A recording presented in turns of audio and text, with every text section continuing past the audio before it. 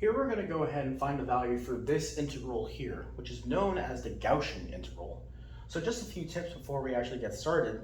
We are going to want to use the Fubini theorem, and I write this here as Fubinize. That is the verb form of using Fubini's theorem.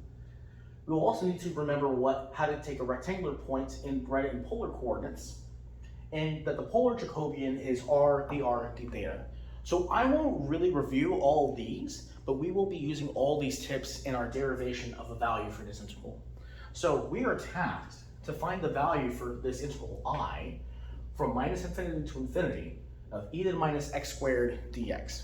Now, in your typical Calculus 2 course, you may remember that this integrand here doesn't have an elementary antiderivative, but we can actually use some techniques from multivariable calculus as prefaced and hinted at by the use of Fubinize here for Fubini's theorem. We can actually use techniques from multivariable calculus to find a value for this thing. So let's go ahead and get started. And the first trick what we're going to do is write another copy of this integral and multiply. So we'll go ahead and write I squared, and I'll write this first copy here as the integral from minus infinity to infinity of e to the minus x squared dx. And we're going to multiply that by another copy, but this time I'm going to change the variable in the integrand to y, so this is e to the minus y squared dy. And if we notice, the limits of integration on both integrals are independent of x and y, and it's just a product. And so by the Fubini theorem, I can actually, instead of writing this as a product of integrals, I can actually smash this together into one double integral, which then I'll just write as an iterated integral. So this is the integral from minus infinity to infinity, and once more, e to the minus x squared times e to the minus y squared dx dy. Now, as the limits of integration on both are independent of x and y, in fact, this is just an infinitely large rectangle, we can actually go ahead and swap the order of integration if I wanted to.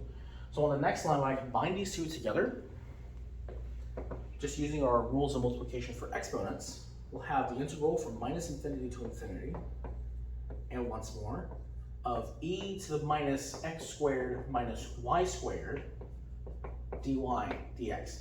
The order of integration isn't as important here, but you can do it if you wanted to.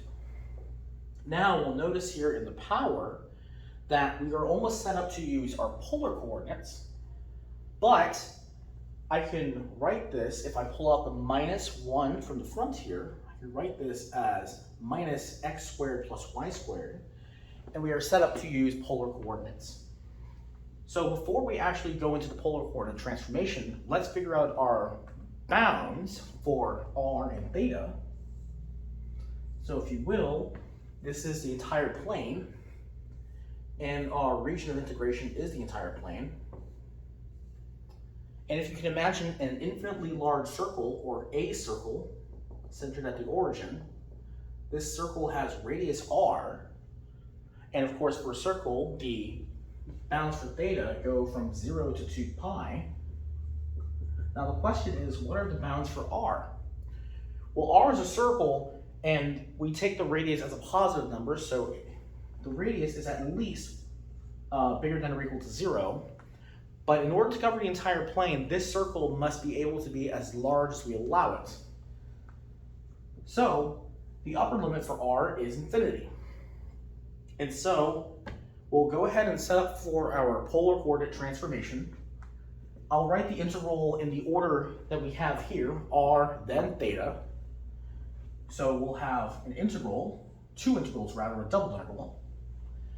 Then this part becomes e to the minus r squared, because x squared plus y squared is r squared. And then the rest comes from the polar Jacobian, where the area element, this is the area of a little rectangle, this is the area of a little sector. This element becomes r d theta, so I'll write the r in front of the e part here, dr d theta. And so the limits of integration for r will be 0 to infinity. Limits of integration for theta will be 0 to 2 pi. Now, this is super easy. You can recognize this and do a u substitution where we let u equal r squared. So du is 2r dr, and make this appropriate adjustments there. But I'm just going to go ahead and do the integration there. So this is the integral from 0 to 2 pi. We recognize this as the derivative of minus 1/2 e to the minus r squared, note the minus there, and the 2 that we'll need to adjust for the lack of a 2 here. We're evaluating this from infinity to 0, that is taking a limit at infinity, and then this is still going to be something in theta. Now, of course, if you're clever, you can see that this integrand is independent of theta, and we can pull a 2 pi out, but let's just be a little careful and meticulous about this step here. So here, we'll have the integral from 0 to 2 pi, and I will actually go ahead and pull the minus 1/2 part out. So we'll have e to the minus r squared evaluated at infinity. Well, if you look at that, that's just going to be a 0. And then I'll have minus the integrand this guy evaluated at 0. Well, e to the 0 is 1. And then I have the minus to take care of here. And this is the theta. So on the inside, we'll get 0 minus 1. This is minus 1. But minus 1 times minus 1/2 is a positive 1/2. So I'm left with this integral from 0 to 2 pi of the theta, which is super easy. It's just the length of the interval, 2 theta, 2 pi. But 2 pi times 1/2 is just pi. So in the end, I squared, this guy here, is pi.